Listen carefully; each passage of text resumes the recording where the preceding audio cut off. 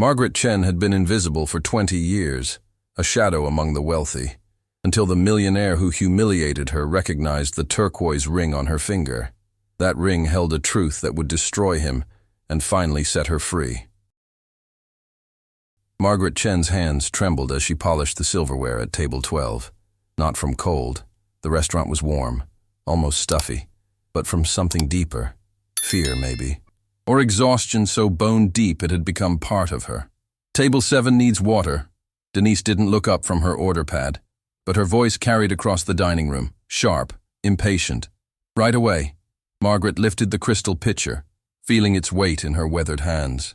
58 years old, and she could barely recognize herself anymore. The woman who'd once stood in front of university classrooms, who'd debated philosophy and literature, who'd believed intelligence mattered, that woman had vanished somewhere along the way. Now she was just Margaret, the waitress, the invisible one. She moved between tables like a ghost, refilling water glasses, clearing plates, existing only in the periphery of people's vision. The lunch crowd barely noticed her, businessmen in expensive suits, society women dripping with jewelry that cost more than Margaret earned in a year. They laughed, they talked, they lived their lives, and she was just background noise. "Excuse me," she spoke softly to a man blocking the aisle, his broad shoulders nearly touching both sides. He didn't move, didn't even acknowledge her presence. Margaret waited, patient as stone, until he finally shifted, not for her, but to flag down another server. These tiny humiliations had become routine, expected even. Margaret had learned to swallow them down, to make herself smaller, quieter, less. At the hostess stand, Stephanie was touching up her lipstick, checking her reflection in a compact mirror. She snapped it shut when she saw Margaret approaching. "Mr. Harrington called. "He's coming in for lunch."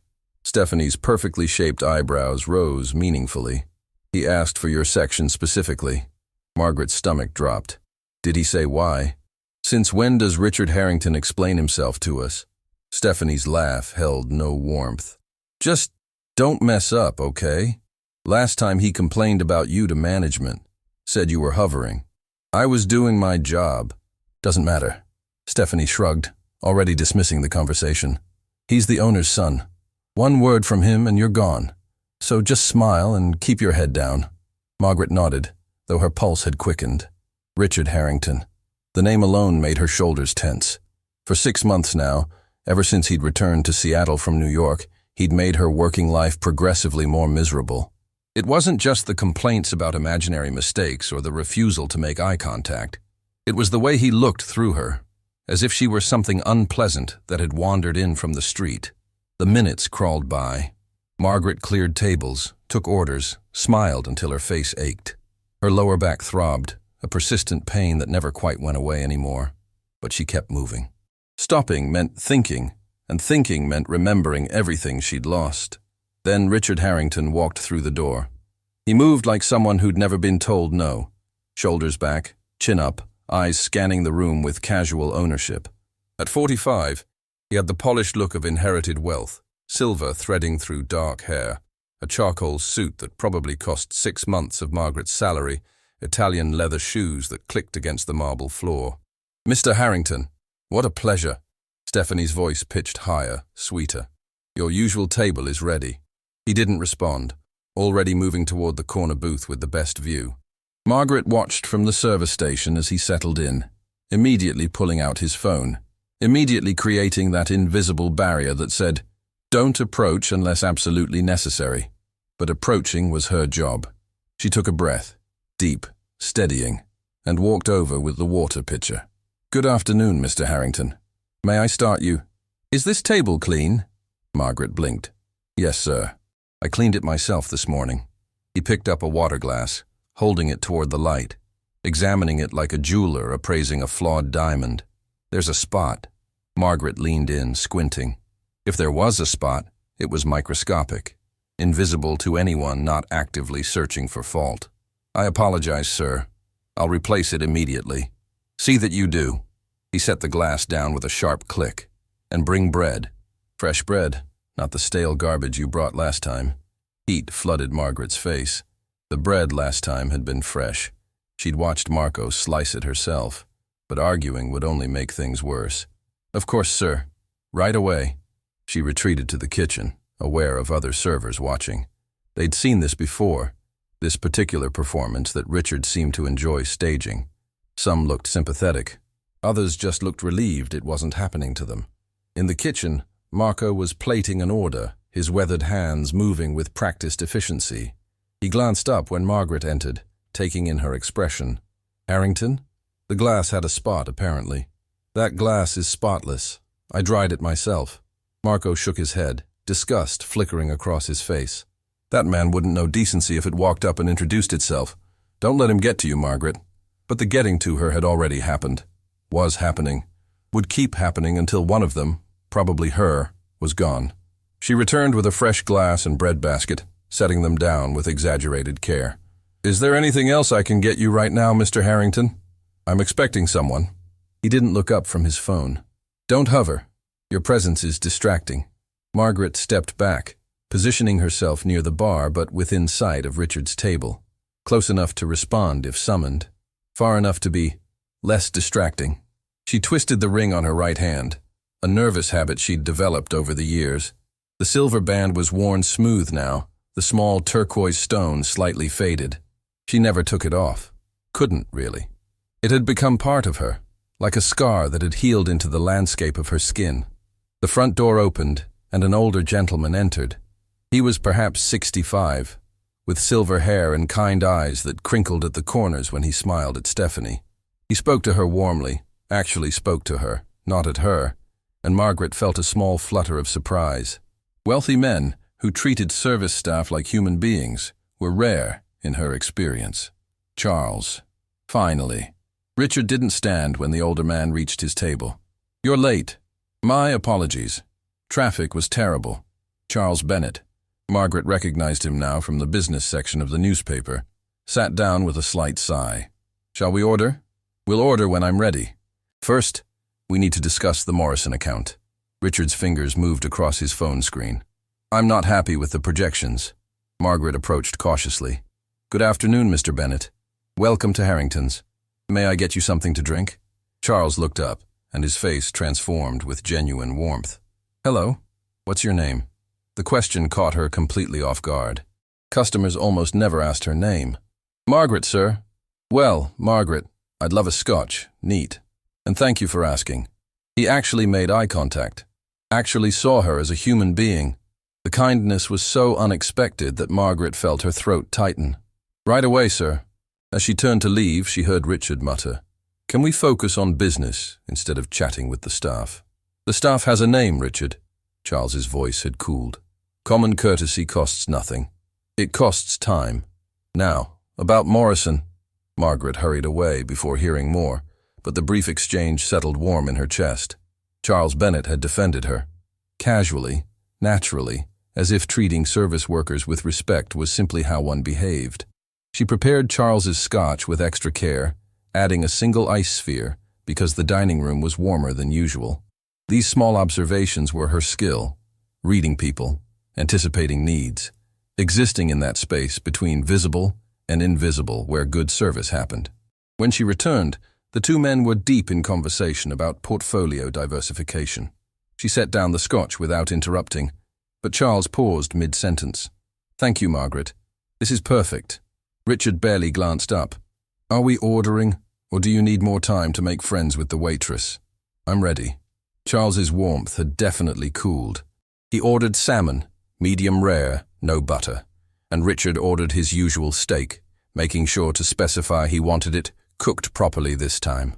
Margaret noted the order and turned to leave, unconsciously twisting her ring again. The turquoise stone caught the light, sending tiny blue reflections dancing across the white tablecloth. When she glanced back, Charles was staring at her hand. His expression had shifted into something she couldn't quite read. Surprise? Recognition? His mouth had opened slightly, and all color had drained from his face. But then Richard spoke sharply, and Charles's attention snapped away. Margaret pushed the observation aside.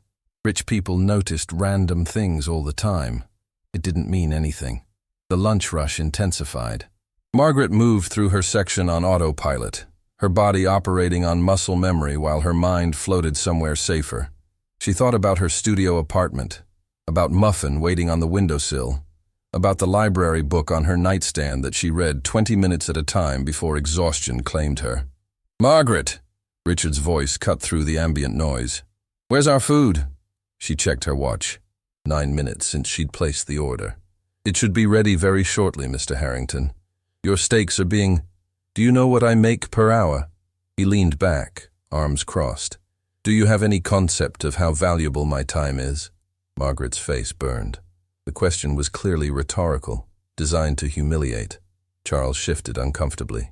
"Richard, what's not necessary is waiting half an hour for lunch." Richard fixed Margaret with cold eyes. "Maybe if you spent less time daydreaming and more time doing your job, we'd have better service." Margaret's hands clenched around her order pad. She wanted to say that 9 minutes wasn't half an hour, that she'd been working since 6 that morning without a break, that his valuable time was spent mostly on his phone, scrolling through social media. But she just nodded. "I'll check on your order right now, sir." In the kitchen, Marco was finishing their plates, arranging garnishes with artistic precision. "Everything okay? You look pale." "Mr. Harrington is just being himself." "That man." Marco drizzled sauce in a perfect spiral. "You know his grandfather worked in these kitchens? Built this place from nothing. The old man would be disgusted." Margaret managed a weak smile. "Can you tell Mr. Harrington that? If he doesn't like the food, he can cook his own damn steak." Marco handed her the plates. "These are perfect. Don't let him tell you otherwise." She delivered the meals with exaggerated care, as if carrying explosives. "Your meals, gentlemen. Please let me know if everything is satisfactory." Richard cut into his steak immediately, examining the cross-section like a crime scene investigator. The meat was perfectly cooked, medium rare, exactly as specified, but he looked almost disappointed to find nothing wrong. Charles, meanwhile, had noticed something. His gaze fixed on Margaret's hand again, on the ring. This time his reaction was unmistakable. His fork froze halfway to his mouth, his eyes widened, and his face went absolutely white. "That ring." His voice came out hoarse, barely above a whisper. "Margaret, where did you get that ring?" The question hung in the air like smoke. Richard looked up, irritation flickering across his face. "Charles, seriously, we're discussing the ring." Charles's intensity was almost frightening. His hands had started shaking. "Please, it's important. Where did you get it?" Margaret looked down at her hand, confusion and something else. Something like fear rising in her chest. "It was given to me, sir. A long time ago." "Why? How long ago?" Charles's voice cracked. "And who gave it to you?" "Charles, what's going on?" Even Richard seemed curious now, his boredom replaced by mild interest. Charles set down his fork with trembling fingers. His eyes never left Margaret's hand. "That ring belonged to my son." The restaurant sounds, clinking silverware, murmured conversations, soft jazz, seemed to fade into white noise. Margaret felt her pulse in her throat, in her temples, in the tips of her fingers. "Your son?" The words came out barely audible. "My son David." Charles's voice broke on the name. "He disappeared 20 years ago, and the last time I saw him alive, he was wearing that exact ring." The words hung in the air like shattered glass. Margaret's vision blurred at the edges, and she gripped the edge of the table to steady herself. Around them, the restaurant continued its normal rhythm. Forks scraping plates, ice clinking in glasses, muted laughter from the bar. But at this table, time had stopped. "Your son," Margaret whispered. Her voice sounded strange to her own ears, distant and hollow. "David." Charles pushed his chair back abruptly, the legs scraping against marble. His hands were shaking so badly he had to clasp them together. "You knew him. You knew my David." It wasn't a question. Richard set down his knife with deliberate precision. "Charles, what are you talking about? Who's David?" "My son." Charles's voice cracked on the word. "My son, who disappeared 20 years ago. Who the police said probably ran away. Probably started a new life somewhere. Probably wanted nothing to do with his family." His eyes never left Margaret's face. "That ring. I gave him that ring for his 18th birthday. Turquoise from New Mexico. He never took it off." Margaret felt the blood draining from her face. Her legs had gone weak, boneless. Somewhere behind her, she heard Denise asking another server what was happening at table 9, heard the murmured response, heard the ripple of curiosity spreading through the staff. "I need to sit down." The words came out without her permission. Her body was making decisions her mind couldn't process. Of course. Charles pulled out the empty chair at their table. "Please." Margaret sank into it, her server's apron crinkling beneath her. She was vaguely aware this was wrong. Servers didn't sit with customers, especially not at Richard Harrington's table. But her legs had stopped obeying normal rules. Richard's face had gone from curious to irritated. "Excuse me, but what exactly is happening here?" "Charles, you're having some kind of episode about a ring, and now the waitress is sitting at our table." "Shut up, Richard." Charles didn't raise his voice, but something in his tone made Richard's mouth snap closed. "Just for once in your privileged life, shut up and let someone else speak." A flush crept up Richard's neck, but he stayed silent. At the bar, Stephanie had stopped mid-pour, watching their table with wide eyes. Marco had emerged from the kitchen, dish towel still in hand. Other diners were beginning to notice the disturbance, that particular shift in atmosphere that happens when something unusual breaks the predictable pattern of a meal. Charles leaned forward, his eyes searching Margaret's face with desperate intensity. "Please, tell me about David. Tell me how you knew him." Margaret's hands were shaking. She twisted the ring on her finger, that unconscious gesture she'd performed 1,000,000 times over the years. And for the first time in decades, she really looked at it. The silver was worn smooth in places. The turquoise stone had a tiny chip on one edge that she'd always meant to get fixed, but never had. "I met him 20 years ago, she began, her voice barely above a whisper. "I was 38. He was 23, Charles supplied. "He would have been 23. Margaret nodded, feeling tears building behind her eyes. "I was teaching at a community college in Portland, classics literature. He enrolled in my evening class, philosophy of ancient Greece." The memory rose up sharp and clear, cutting through the fog of years. David Bennett, sitting in the 3rd row, always early, always engaged, bright eyes that lit up when discussing Plato, hands that moved when he talked, the turquoise ring catching the fluorescent lights. "He was brilliant," Margaret continued. "Not just smart, brilliant. He understood Socrates in a way most students never did. He'd stay after class, and we'd talk for hours. About philosophy, about life, about what it meant to live authentically." "That sounds like David." Charles's voice was thick with emotion. "He was always questioning everything, drove his mother crazy. He told me about you," Margaret said softly, "about his family, about how you wanted him to go to business school, to take over the family investments. But he wanted to study philosophy. He wanted to teach." Charles closed his eyes, and a single tear tracked down his weathered cheek. "We fought about it. His last night home, we had a terrible fight. I told him he was wasting his potential, throwing away opportunities people would kill for. He said I didn't understand him. He said I'd never tried to understand him." His voice broke. "And then he was gone." "Charles." Margaret reached out instinctively, then pulled back. What comfort could she offer? What words could bridge 20 years of grief? Richard shifted in his seat, and Margaret could see him processing this information, recalculating the situation. The irritation on his face had been replaced by something else. Discomfort, maybe, at being witness to such raw emotion. At the bar, Stephanie was whispering urgently to another server. In the kitchen doorway, Marco stood frozen, his expression unreadable. The restaurant had gone quiet in that way places do when everyone's pretending not to listen while hanging on every word. "What happened?" Charles's question came out ragged. "What happened to my son?" Margaret took a shaky breath. This was the part she'd never told anyone. The part she'd buried so deep she sometimes convinced herself it had happened to someone else. "We became close. Too close." She forced herself to meet Charles's eyes. "I know how it sounds. I was his teacher. I was 15 years older. It was inappropriate. It was wrong. I don't care about that." Charles leaned forward urgently. "I just need to know what happened to him. He moved into my apartment. We were going to start a life together. He was so full of plans. He wanted to finish his degree, wanted to travel, wanted to write a book about modern applications of Socratic method." Margaret's voice grew stronger as she spoke, animated by the memory of David's enthusiasm. He worked construction during the day to help with rent. He'd come home covered in sawdust, and the first thing he'd do is pick up whatever philosophy book he was reading. She twisted the ring again, feeling its familiar weight. One morning, he left for work. It was raining.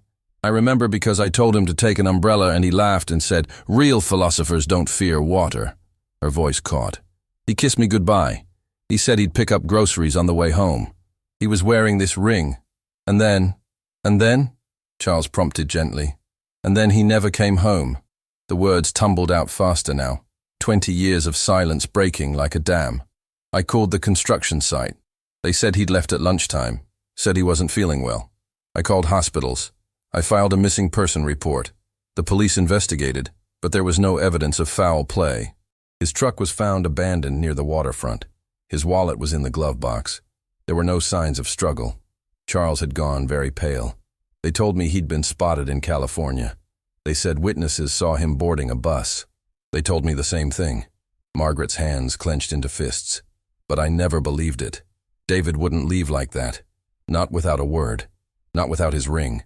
She looked down at her hand. A dock worker found it 3 days later, near where they found his truck. He tried to turn it into police, but they weren't interested. Just another piece of evidence that didn't fit their narrative. He ended up giving it to me instead. The silence that followed was heavy, suffocating. Margaret could hear her own heartbeat, could feel the weight of everyone's attention pressing down on her shoulders. Richard cleared his throat. "So you think, what? That he died? That he drowned?" Margaret met his eyes, and for once, Richard Harrington actually looked at her, really looked at her, as a person with her own pain, her own history. "I think something terrible happened to him." The police said he ran away because it was easier than admitting they couldn't solve the case. But David didn't run away. He wouldn't have left this ring behind. It meant too much to him. Charles had buried his face in his hands. His shoulders shook with silent sobs. Around them, the restaurant was completely silent now. Even the kitchen sounds had stopped. Stephanie had tears streaming down her face. Marco's weathered features were twisted with grief. "I looked for him," Margaret continued, her voice gaining strength. "For months, I looked. I put up flyers. I drove to California, to the places the supposed witnesses said they'd seen him. I found nothing, no trace. It was like he'd vanished from the earth. The police closed the case," Charles said into his hands. "Said he was an adult, had the right to disappear if he wanted. My wife, David's mother, she couldn't accept it. The not knowing destroyed her. She died 5 years ago, still believing he might walk through the door someday." Margaret's throat tightened. "I'm so sorry. What happened to you?" Charles looked up, his eyes red and swollen. "After he disappeared, I fell apart." Margaret's voice was flat now, reciting facts without feeling. "I couldn't teach anymore. Every empty seat reminded me of him. I had a breakdown, lost my job, lost my apartment. For a while, I lived in my car, then shelters. Then I pulled myself together enough to find work. Any work. Cleaning offices, washing dishes, eventually waitressing." She gestured around the restaurant. "And here I am." The weight of her words settled over the table. Richard had gone very still, his expression unreadable. Charles was staring at Margaret as if seeing her for the first time, not as a waitress, not as an inconvenience, but as a woman who'd loved his son and lost everything. "You've been wearing his ring all these years," Charles said softly. 20 years, and you've kept it. I couldn't let it go." Margaret looked down at the turquoise stone. "It was all I had left of him. Some days it's the only thing that convinced me he'd been real, that our time together had been real." From the kitchen doorway, Marco spoke up, his voice rough with emotion. "Margaret, I had no idea. All this time." She shook her head. "No one did. How do you explain that story? How do you tell people you're wearing a missing man's ring?" A bitter laugh escaped her throat. "People already looked at me like I was nobody. If they knew the truth, they'd look at me like I was crazy too." Richard had been quiet throughout this exchange, but now he spoke. His voice had lost its usual condescension. "You said you were 38 when you met him. That would make you—" 58, Margaret finished. "Same age as you look at me like I am every day, Mr. Harrington. Like I'm invisible. Like I don't matter. Like I'm just some woman who couldn't possibly have lived a real life before I started serving your steak. The words came out sharper than she'd intended, but she was past caring. 20 years of invisibility, of being dismissed, of being treated like furniture. It all came pouring out. Richard flinched. Actually flinched. Somewhere behind the bar, Margaret heard someone whisper, "Good for her." Charles reached across the table and gently took Margaret's hand, the one with the ring. "Thank you," he said, his voice breaking. "Thank you for loving my son. Thank you for looking for him. Thank you for keeping his memory alive." Margaret couldn't hold back the tears anymore. They streamed down her face, 20 years of grief finally finding release. "I'm sorry I couldn't save him. I'm sorry I couldn't find him. I'm sorry." "Stop." Charles's grip tightened. "You have nothing to apologize for, nothing." Around them, the restaurant remained frozen, everyone transfixed by this raw, devastating scene unfolding at table 9. This was no longer about lunch service or business meetings or daily routines. This was about grief, about loss, about two people connected by the memory of someone they'd both loved and lost. And in that moment, Margaret Chen was no longer invisible. The silence in Harrington's felt like something physical, pressing down on everyone's shoulders. Margaret sat at table 9, tears still wet on her cheeks, Charles holding her hand, and the entire restaurant frozen in this moment of raw exposure. Then the kitchen door swung open. What in God's name is going on out here? Frank Morrison, the general manager, strode into the dining room with his usual authority. But he stopped short when he saw the scene. Margaret sitting at a customer's table, crying, being comforted by Charles Bennett, while Richard Harrington sat in uncomfortable silence. Frank's face flushed red. His eyes darted from Margaret to Charles, to the other diners who were watching. Margaret could see the calculation happening behind his eyes, the weighing of options. A server breaking protocol versus Charles Bennett's obvious distress versus the disruption to lunch service. "Margaret, I need you to," Frank began, his voice tight with barely controlled anger. "She's not going anywhere." Charles cut him off, his tone brooking no argument. "Margaret stays exactly where she is." Frank's mouth opened, then closed. His gaze flicked to Richard, clearly looking for support from the owner's son. But Richard was staring at his untouched steak, his expression unreadable. "Mr. Bennett, I understand there's been some kind of situation." Frank tried again, softer this time. "But Margaret has other tables to serve, and we have protocols. Your protocols can wait." Charles's voice hardened. "This woman just told me what happened to my son who's been missing for 20 years. So unless you want me to walk out of this restaurant and never come back, and trust me, I'll make sure every member of the Seattle Business Association knows exactly why, you'll let her sit here as long as she needs to." Frank's face went through several shades of red before settling on pale. He glanced around the restaurant at the watching faces, at Stephanie, who was crying openly at the bar, at Marco still standing in the kitchen doorway with his dish towel clutched in weathered hands. "Of course, Mr. Bennett." Frank's voice had gone obsequious. "Whatever you need. Margaret, take all the time you need. Denise can cover your section." He retreated back toward his office, but Margaret caught the look he shot her, a mixture of resentment and confusion. She'd be dealing with consequences later, she knew. But right now, she couldn't bring herself to care. "Thank you," she whispered to Charles. "Don't thank me." Charles squeezed her hand gently. "I should be thanking you. For 20 years I've wondered, imagined the worst, hoped for the best. But never knowing was its own special torture." Richard cleared his throat. When he spoke, his voice had lost all its usual condescension. "I don't understand. If the ring was found near the waterfront, and his truck was abandoned there, why didn't the police investigate more thoroughly?" Margaret looked at him, surprised he was engaging. "Because David was an adult. Because there was no evidence of foul play. Because it was easier to assume he'd run away than to admit they didn't know what happened." "That's not good enough." Richard's jaw tightened. "That's lazy police work." "It's also 20 years ago," Charles said quietly. "The case is long cold. The officers who worked it are probably retired. The evidence, what little there was, is likely gone. But you deserve answers." Richard leaned forward, and Margaret saw something shifting in his face, in his posture. "Your family deserves to know what happened. Charles's eyes filled with fresh tears. I appreciate that, Richard. But some answers don't exist anymore. Sometimes all we get is knowing that someone cared, someone remembered, someone kept the faith. He looked at Margaret. She did that. For 20 years, she wore his ring and kept his memory alive. Across the restaurant, Margaret heard whispered conversations starting up again. The spell had broken slightly, people returning to their meals while still casting curious glances toward table 9. But something had fundamentally shifted. The servers who'd always looked through Margaret were now looking at her, really seeing her, maybe for the first time. Stephanie approached the table, her mascara smudged from crying. "Margaret, I'm so sorry. I had no idea you'd been through something so terrible. How could you have known?"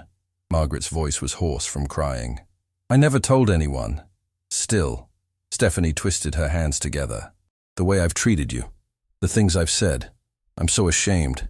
You're not the only one." The words came from Richard, soft enough that Margaret almost didn't hear them. When she looked at him, he was staring down at his hands, at the expensive watch on his wrist, at the gold cufflinks that probably cost more than Margaret made in a month. "I've been horrible to you," Richard continued, his voice gaining strength. "Not just today. Every day. Every single time you've served me, I've treated you like you were nothing, like you were beneath my notice. Like your only value was how quickly you could bring me water." Margaret didn't know what to say. This was the man who'd made her life miserable for 6 months, who'd complained about imaginary spots on glasses, who'd threatened her job over nothing. And now he was apologizing? Why? The question came out before she could stop it. "Why did you treat me that way?" Richard looked up, and Margaret saw something raw in his eyes, something almost like pain. "Because I could. Because you were there and you were easy, and I was angry at the world." He laughed bitterly. "That's not an excuse. There is no excuse. But you asked why, so I'm telling you." "Angry at what?" Charles asked. "At everything. At my father for dying and leaving me in charge of businesses I don't care about. At my ex-wife for taking half of everything. At myself for being 45 years old and realizing I've never actually accomplished anything on my own merit." Richard's voice cracked. "So I took it out on people who couldn't fight back. Starting with you, Margaret." The admission hung in the air. Around them, conversations had stopped again. This was Richard Harrington, the owner's son, the man who'd inherited everything, the person everyone feared, and he was falling apart at table 9. Margaret felt something loosening in her chest. Not forgiveness exactly, but understanding maybe. Recognition that cruelty often came from pain, even if that didn't make it acceptable. "I lost everything when David disappeared," Margaret said slowly. "My job, my home, my sense of self. For years I was angry too. Angry at the police for not looking harder. Angry at witnesses who claimed they'd seen him, but whose stories never made sense. Angry at myself for not somehow preventing whatever happened to him." "How did you move past it?" Richard asked. "I didn't." Margaret's laugh was bitter. "I just learned to carry it differently. Got up each day, found work, kept breathing.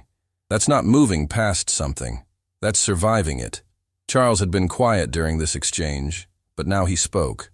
"My wife never learned to carry it. The not knowing consumed her. Toward the end, she barely recognized me. She'd forgotten almost everything except David. She'd call out for him in her sleep, wake up crying because she dreamed he'd come home. "I'm so sorry," Margaret whispered. "I wish I'd known. I wish I'd reached out to you back then." "How could you have?" Charles shook his head. "You were falling apart yourself, and I—" His voice broke. "I was so consumed by my own grief that I never thought about anyone else who might be suffering. Never thought that David might have had someone in his life who loved him, who was looking for him too." Margaret felt tears sliding down her cheeks again. "He talked about you all the time, you know, about how brilliant you were in business, how you'd built everything from nothing. He admired you so much, even when he was angry with you."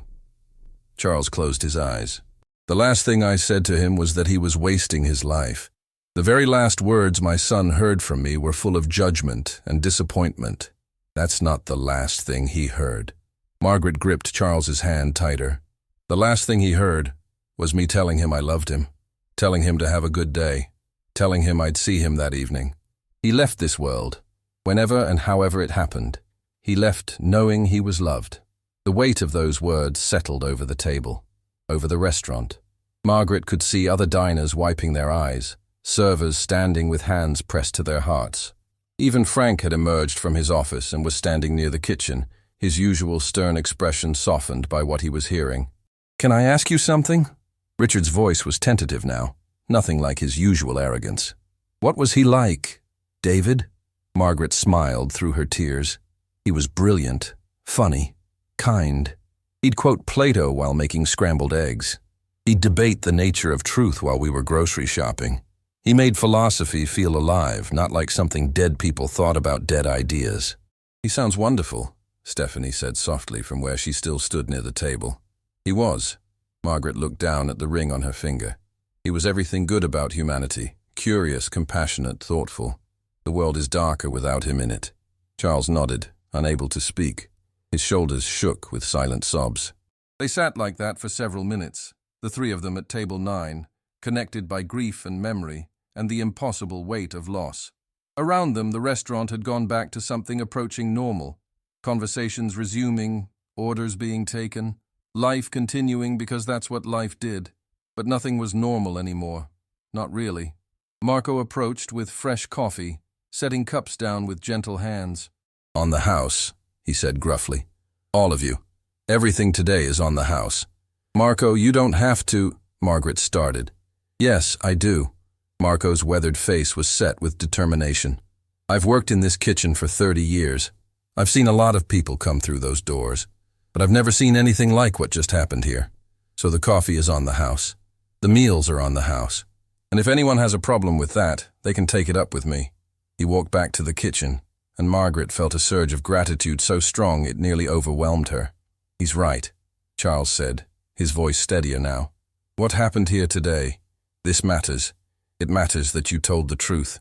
It matters that we're finally talking about David. It matters that," he looked at Richard, "that people are starting to see each other clearly." Richard flinched at that. "I have a lot to make up for."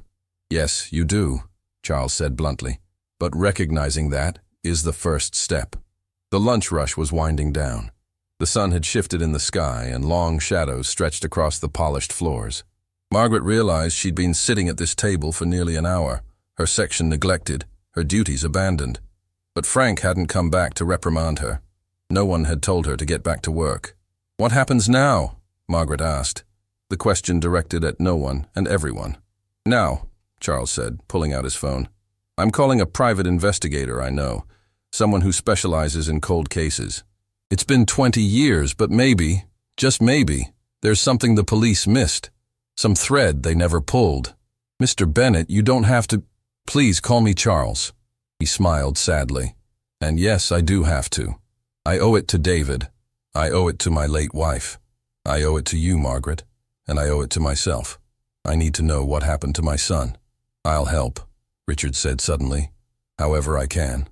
Money, connections, whatever you need. I'll help." Charles looked at him, surprised. "That's generous of you." "It's not generosity. It's penance." Richard met Margaret's eyes. "I've spent 6 months making your life hell because it was easy. Because I could. The least I can do is help find out what happened to the man you loved." Margaret felt something shifting inside her, not quite forgiveness, but maybe the beginning of it. Maybe the recognition that people could change, could grow, could learn to see what they'd been blind to before. "Thank you," she said quietly. "Both of you." Charles stood, his knees cracking slightly. "I should go. Make some calls. Start this process." He reached into his wallet and pulled out a card. "Margaret, this has my personal cell phone number. Please call me. Anytime. I mean that." Margaret took the card with trembling fingers. "I will. And Margaret?" Charles's voice was thick with emotion. "Thank you for loving my son. Thank you for keeping his memory alive. Thank you for wearing his ring all these years. You gave him something I couldn't. The freedom to be himself, to pursue his dreams, to be loved for who he was rather than who someone wanted him to be. He made it easy to love him," Margaret whispered. Charles nodded, unable to speak, and walked toward the exit. The restaurant was nearly empty now, just a few stragglers finishing dessert, servers beginning to clean up for the dinner shift. Richard stood as well, but he paused. "Margaret, I know I don't deserve your forgiveness. I know saying sorry doesn't undo 6 months of cruelty, but I want you to know. I see you now. I actually see you. And I'm ashamed of the man who didn't. With that, he walked away, leaving Margaret sitting alone at table 9, the ring heavy on her finger, her heart simultaneously broken and healing. She had been invisible for so long, but today, someone had finally seen her. 3 days after the confrontation at table 9, Margaret stood in front of her bathroom mirror, trying to recognize the woman staring back. The same tired eyes, the same lines etched around her mouth from years of forced smiles. But something had shifted. Something fundamental had changed. Her phone buzzed on the counter. "Charles Bennett," the screen read. The 4th call that morning. She picked up, her voice hoarse. "Hello? Margaret. Thank you for answering." Charles sounded exhausted. "The investigator I hired, James Crawford, he wants to meet with you. Today. He thinks he found something." Margaret's hand tightened around the phone. "Found what?" He wouldn't say over the phone. But Margaret, his voice, Charles's words caught. He sounded like he'd discovered something important. "Where should I meet him?" "My home, this afternoon. I'll send a car for you." "I can take the bus.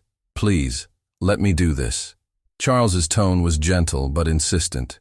"You've taken buses for 20 years. Let someone take care of you for once." After she hung up, Margaret sat on the edge of her bathtub, the ring on her finger catching the light. What could an investigator have found after 20 years? The police had closed the case, filed it away under probable runaway, and forgotten.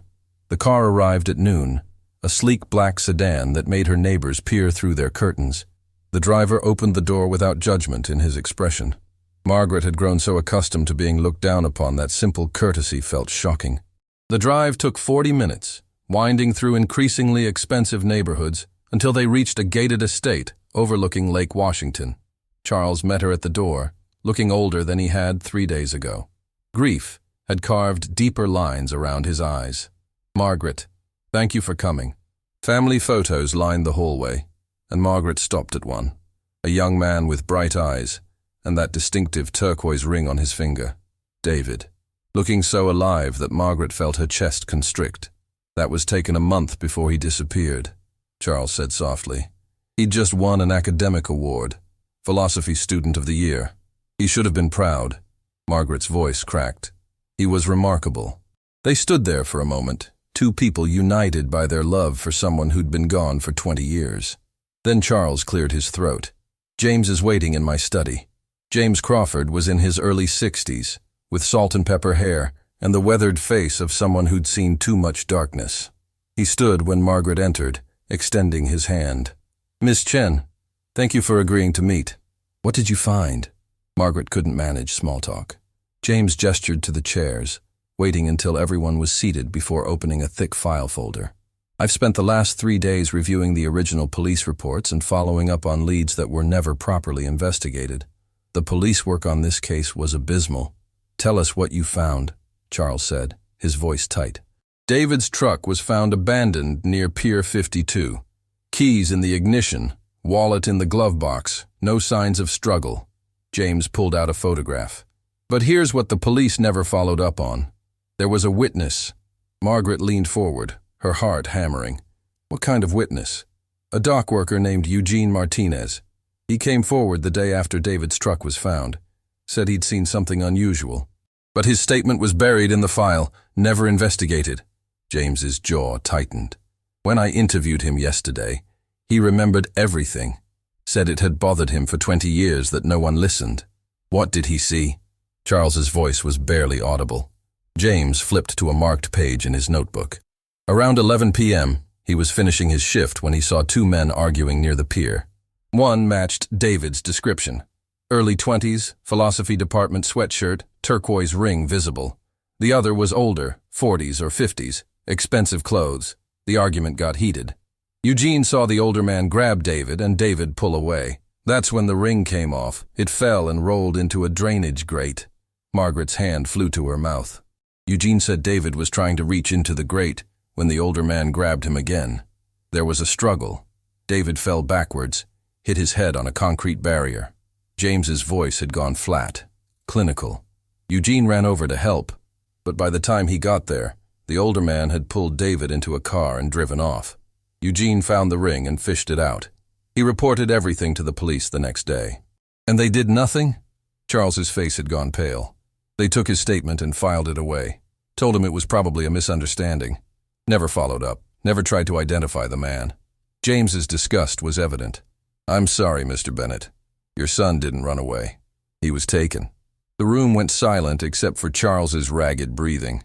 Margaret felt tears streaming down her face. 20 years of not knowing suddenly crystallizing into terrible knowledge. "Did Eugene see anything that could identify the man?" Charles asked, his voice breaking. "Partial plate. He gave it to the police, but they never ran it." James's expression was grim. "I ran it yesterday. The car was registered to Victor Harrington." The name hit Margaret like a physical blow. Harrington, as in Richard Harrington's father, owner of Harrington's Steakhouse. James pulled out another document. Victor Harrington died 8 years ago, but before he died, he had a reputation for being ruthless. And according to several people I interviewed, he had a particular hatred for people he viewed as corrupting proper society. Charles had gone completely still. "What does that mean?" "It means Victor Harrington was a bigot. He believed in traditional hierarchies, that certain people belonged in certain places." James's voice hardened. "And according to Eugene, the night David disappeared, Victor Harrington was heard shouting about how David was ruining a good woman's life and needed to learn his place." Margaret felt the room spinning. "He knew about us. He knew David and I were together." "It appears so. Someone likely saw you together and reported it to Victor." James looked at Margaret with compassion. "I believe Victor Harrington confronted David that night. There was a struggle, and David was seriously injured, possibly killed. Victor likely panicked and disposed of the body." "Where?" The word came out as a whisper from Charles. "Where is my son?" "I don't know yet, but I'm working on it." James closed the file. "The original investigation was so poorly done that physical evidence is likely gone. But I have Eugene's testimony, the partial plate, and I'm tracking down other people who might have information." Charles stood abruptly, walking to the window, his shoulders shaking with silent sobs. Margaret wanted to go to him, but she was frozen in her chair, her mind reeling. David hadn't left her, hadn't chosen to disappear. He'd been taken, killed. And for what? For loving her? For refusing to accept arbitrary hierarchies? "Does Richard know?" Margaret heard herself ask. "I spoke with him this morning." James's expression was unreadable. He was devastated. Said he had no idea, that his father never mentioned anything. But he wants to help however he can. There was a knock on the study door, and Richard Harrington walked in. He looked terrible. Eyes red and swollen, face haggard, suit rumpled. When he saw Margaret, he stopped short. "I'm sorry," he said, his voice raw. "God, Margaret, I'm so sorry. For everything. For how I treated you. For what my father did. For all of it." Margaret stared at him. This was the man who'd made her life miserable for 6 months. And now he was apologizing for his father's crimes. "You didn't know," she said finally. "You were just a child when it happened. I was in my mid-20s, old enough to know my father was cruel. Old enough to see how he treated people he considered beneath him." Richard's voice cracked. "I grew up watching him humiliate servers, berate staff, fire people for nothing. And I learned from him. I became him." "You're not him," Charles said from the window, his back still turned. "You're capable of change. He never was. Change doesn't bring David back." Richard moved closer to Margaret, dropping to one knee beside her chair. "I treated you the same way my father must have treated David, with contempt, with cruelty, with the assumption that your life didn't matter as much as mine. And I'm ashamed." Margaret looked down at him, this man who'd spent months making her feel invisible, and saw something she'd never expected. Genuine remorse. Not performance, but the real devastating weight of understanding what you've done. "I forgive you," she heard herself say. The words surprised her, but once they were out, she realized they were true. "Not because you deserve it, but because I'm tired of carrying hate along with grief." Richard's face crumpled, and he pressed his forehead to the arm of her chair, his shoulders shaking. For a long moment, no one spoke. The only sound was Richard's muffled sobs and the ticking of an antique clock on the mantel. "What happens now?" Margaret finally asked. Now I keep investigating. I'll find out what happened to David. James stood, gathering his files. It might take time, but I won't stop until we have answers. After James left, the three of them sat in Charles's study, bound together by grief and guilt and terrible knowledge. Outside, the afternoon sun sparkled on Lake Washington, oblivious to the darkness being uncovered.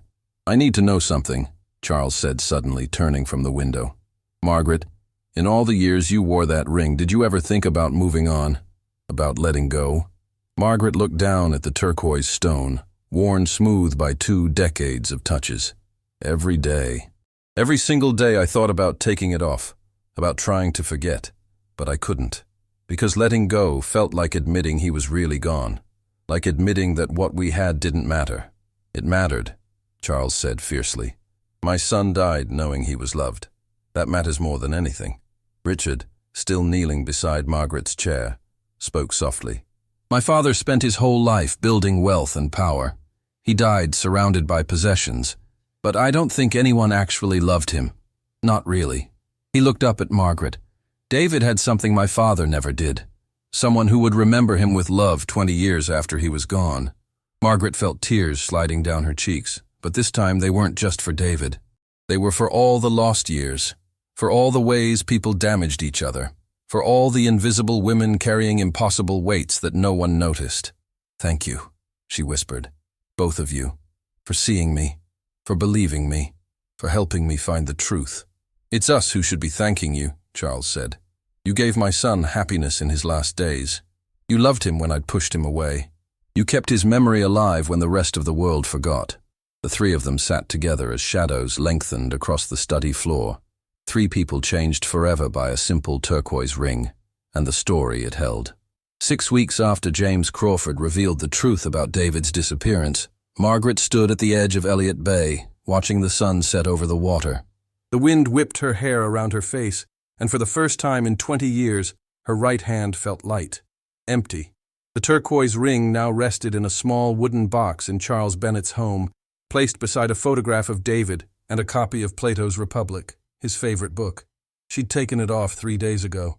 Not because she'd forgotten David, but because she'd finally learned how to remember him without the weight of not knowing crushing her chest with every breath. I thought I'd find you here. Margaret turned to see Richard Harrington walking toward her, his expensive suit replaced by jeans and a simple sweater. He looked different without the armor of wealth. Younger somehow, more human. Charles told you where I'd be? Margaret asked. He's worried about you. We both are. Richard stopped a few feet away, maintaining respectful distance. You haven't been to work in 2 weeks. I quit. The words came out easier than she'd expected. Turns out I don't want to be invisible anymore. Richard nodded slowly, his eyes on the water. I wouldn't have blamed you if you'd sued.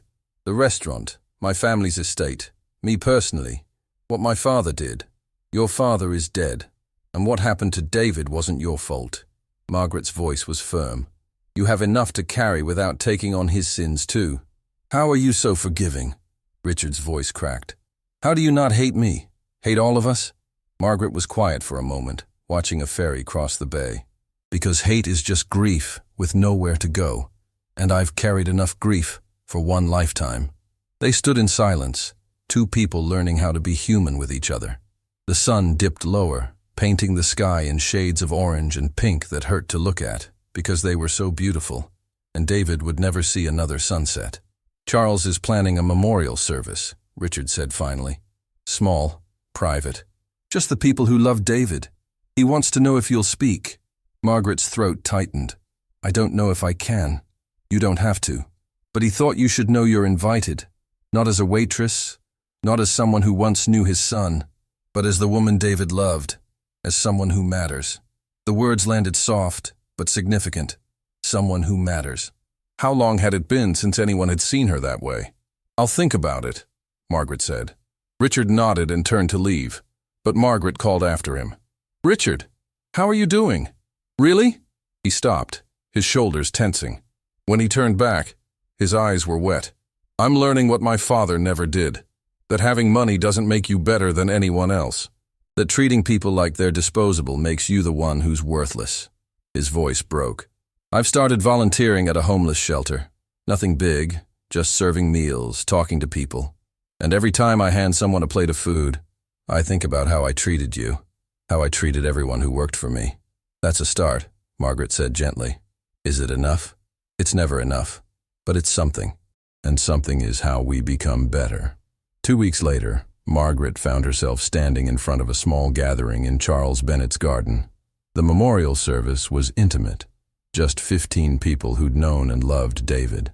His old professors, a few classmates, Eugene Martinez, the dock worker who'd finally been heard, and Margaret.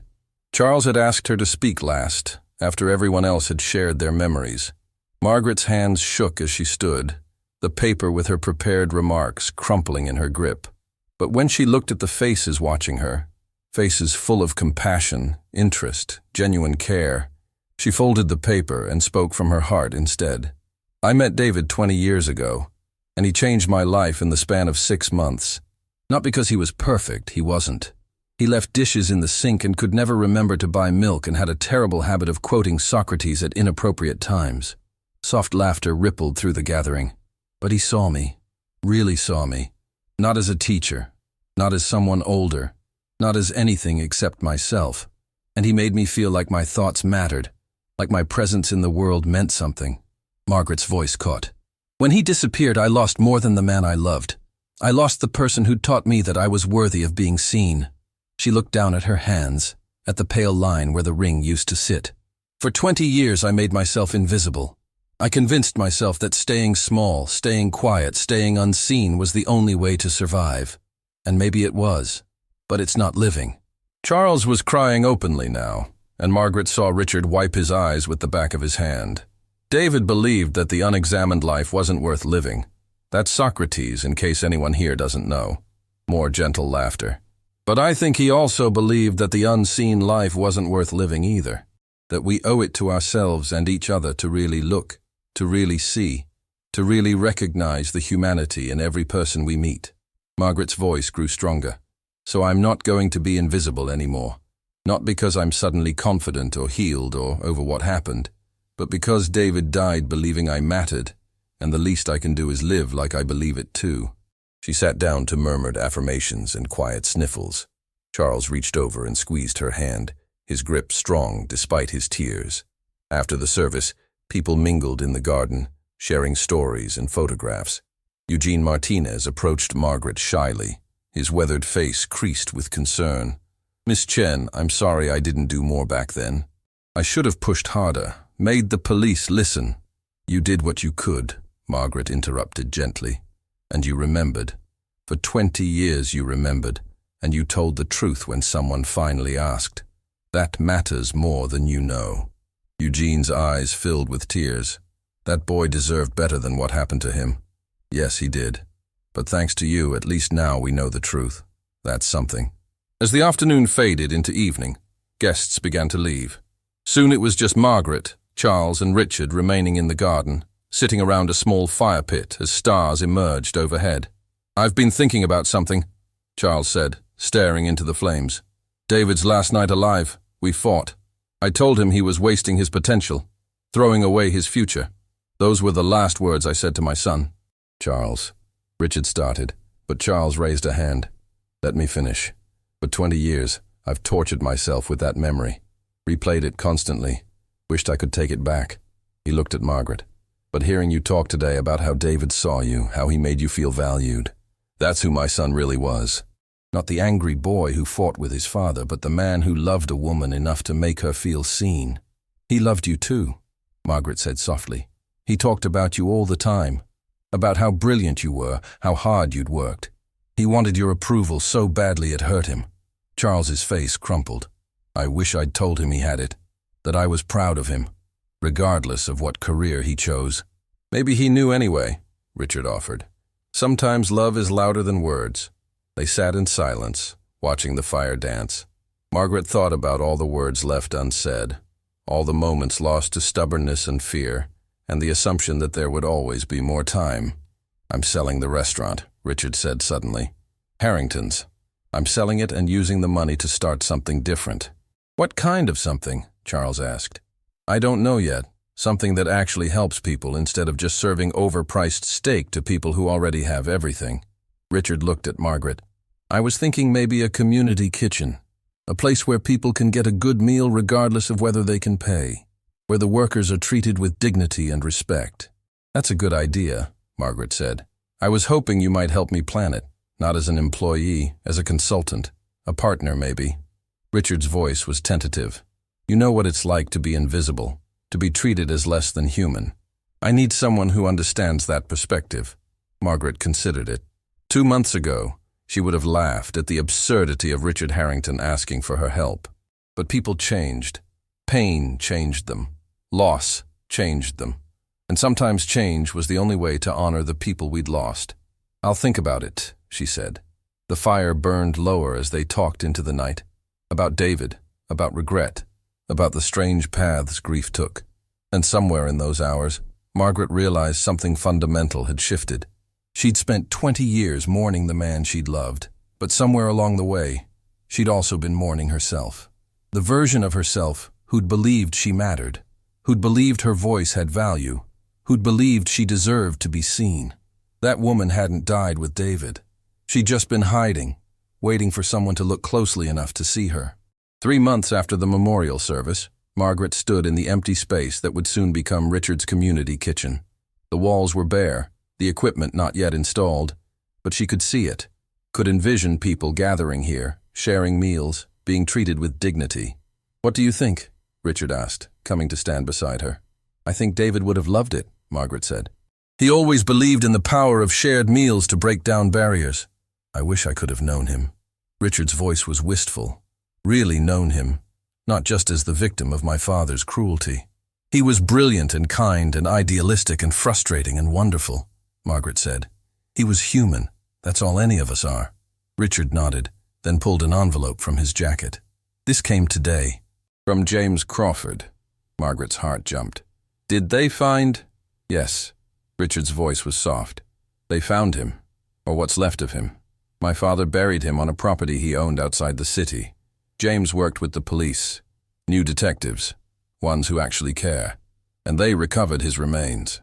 Margaret's knees went weak, and Richard steadied her. He can finally be laid to rest properly, Richard continued. Charles is planning a small burial service. Family only. He paused. Your family, Margaret. You've always been family. Tears streamed down Margaret's face, but they felt different than the tears she'd cried for 20 years. These tears held something besides grief. They held relief, closure, the ability to finally say goodbye properly. When? She asked. Next week. Charles will call you with the details. Richard hesitated, then asked, Are you okay? Margaret thought about the question. Was she okay? She'd lost the love of her life to violence. She'd spent 2 decades invisible and grieving. She'd discovered terrible truths and learned to forgive the unforgivable. No, she said honestly. I'm not okay, but I'm not invisible anymore. And that's something. The burial service was quiet and dignified. David Bennett was finally laid to rest beside his mother, under a tree that would bloom white flowers every spring. As dirt fell on the casket, Margaret said her final goodbye to the man who'd taught her she deserved to be seen. Afterward, as people dispersed, Charles took Margaret aside.